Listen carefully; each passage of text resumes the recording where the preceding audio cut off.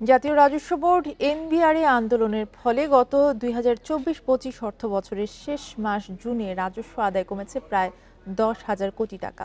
NBR এর সবশেষ প্রতিবেদনে এসব তথ্য জানা গেছে। 2024-25 অর্থ বছরের জুনে রাজস্ব আদায় হয়েছে প্রায় 43,092 কোটি টাকা। অন্যদিকে তার আগের অর্থ বছরের জুনে রাজস্ব আদায় হয়েছিল প্রায় 53,047 কোটি টাকা।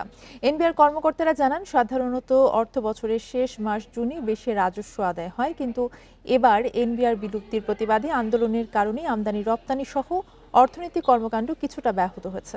ফলে গত বছরের জুনের চেয়ে রাজস্ব আদায় কম হয়েছে। 2024-25 অর্থ বছর রাজস্ব আদায়ের লক্ষ্যমাত্রা নির্ধারণ করা হয় 4,63,500 কোটি টাকা। তবে লক্ষ্যমাত্রার চেয়ে 92,626 কোটি টাকা কম রাজস্ব আদায় হয়েছে।